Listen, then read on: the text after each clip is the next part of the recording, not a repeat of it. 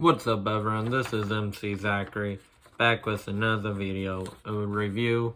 Sorry I haven't posted anything. I tried actually filming this months ago when I first saw this movie, but the footage isn't working, so I'm filming a new review for it. But this is a review for the movie Spider-Man No Way Home. But yeah, I am back with another video, so let's get into it. First, the good. And also, if you haven't seen Spider-Man and you don't want to get spoiled, click off now, because there will be spoilers in the video. But you have been warned, so let's get started.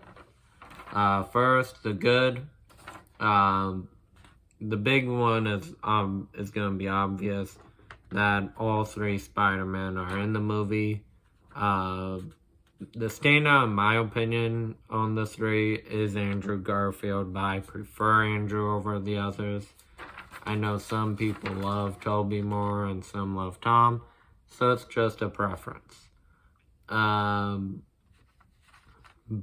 I think Andrew did the best from when he saves Michelle.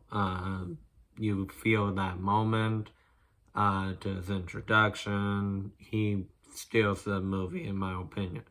Tobey has some good moments too, with the comparison of of all their loved ones that they've lost, and the great power comes great responsibility. I think Tobey leads that scene. I would also say, though, Andrew's Spider-Man has a great moment there too. And even Tom's, I do feel bad for when... I'm not going to touch on this topic yet too much, but I do feel bad for Tom in this movie too, and his Spider-Man. I think this is the best portrayal that we've gotten with Tom's Spider-Man so far. I also, though, would say Andrew and Tobey are great additions in this, and it was about time, honestly.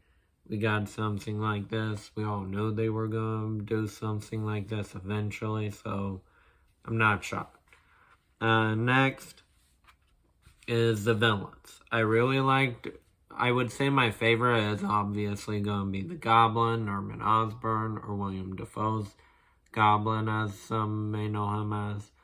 I honestly view William Dafoe is the Green Goblin, and he is Norman Osborn. I think he portrays them really well, and I think he's the standout on the villains.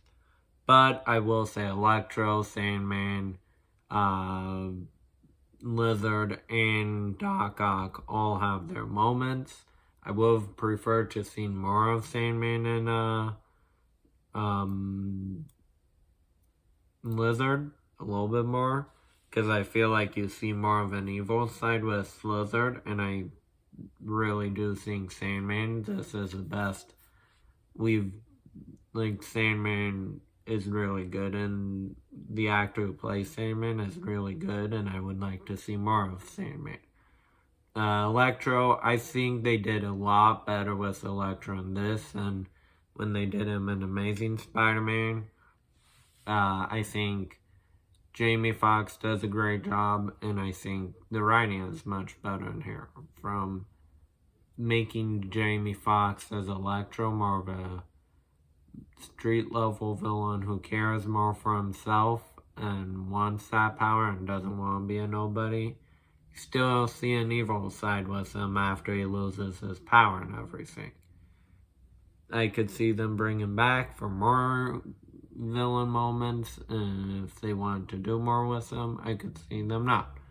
And I liked Alfred Molina's Doc Ock. I think he did a great job as Doc Ock. I think, again, like William Dafoe's the Goblin, I would say Molina's Doc Ock, like the iconic Doc Ock you could get. Next, I really enjoyed Doctor Strange in this movie. I think Strange is a great addition in the movie. I wish they would rely less on the Marvel characters in the Spider-Man movies, and just focus on Peter and his friends. But I do think Benedict Cumberbatch is a great Doctor Strange, and I think for the most part, this movie is done pretty well with Doctor Strange. Same with Wong. I think Wong's got a good cameo in here, but he's not in it much, so I'm not going to touch on Wong too much. But I would say Doctor Strange is really good in the movie. I think this is one of the better, for the most part, this is one of the better stories they've done with Doctor Strange in the movies. And I would also say, outside of one moment, really, I don't have an issue with Strange too much. There is a moment and fight scene that I'm like, I don't know if Strange would lose there. But that's about it. Next is Aunt May's. This is going to be the biggest spoiler in my opinion. Everything else a lot of people knew about, I view. But this is going to be the big one, which is when Aunt May dies. I think that death is a great death. I think it works on how they killed her. And I think it's a good moment for Tom Holland's Spider-Man. That being said, I do have a problem with there, which we'll go into the bad on later, and we'll touch on that, but that's more so I don't like how they gave that to, or how they're handling that situation. But we'll get there later. My next big issue is,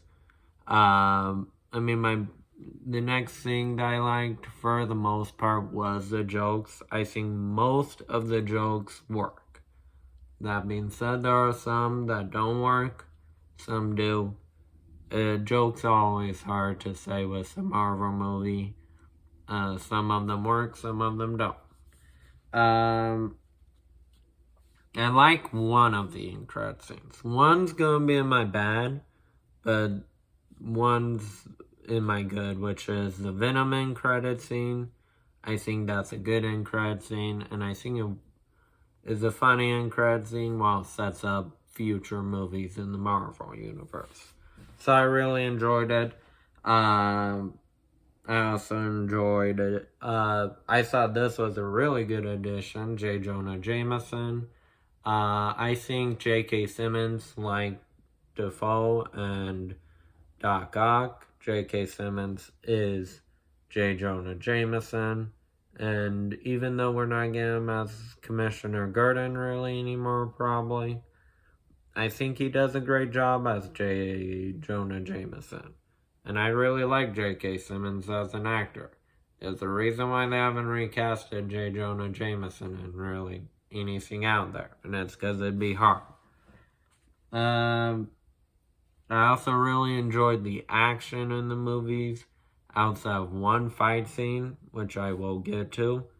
But even in that fight scene, I think it's shot and choreographed really well and done really well. It's just the ending of it on how it works. That's my big issue. But I would say, for the most part, Spider-Man is good, and I would recommend seeing it. Now for the bad. My biggest problem is I honestly do not think Doctor Strange would have lost in the fight scene between him and Peter. Or him and Spider-Man. I think Doctor Strange is a doctor for one, so he knows stuff like physics and math. He went to school to be a doctor.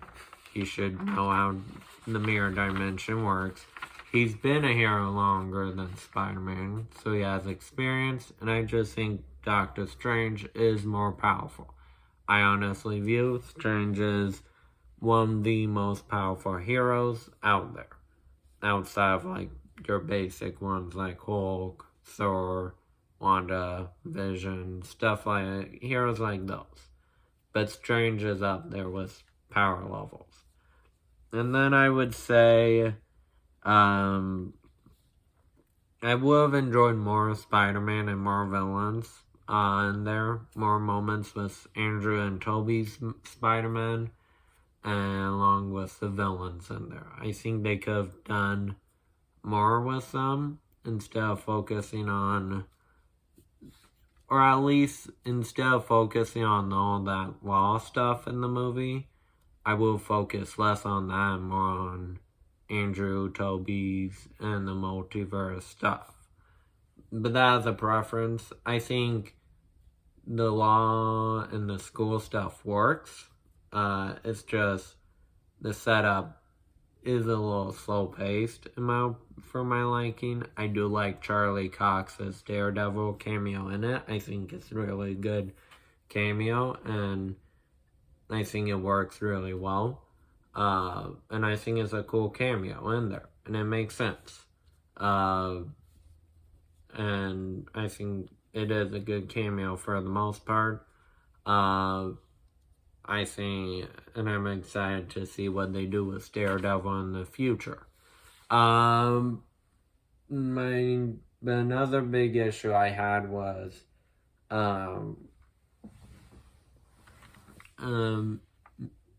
May gained the great power comes great responsibility line.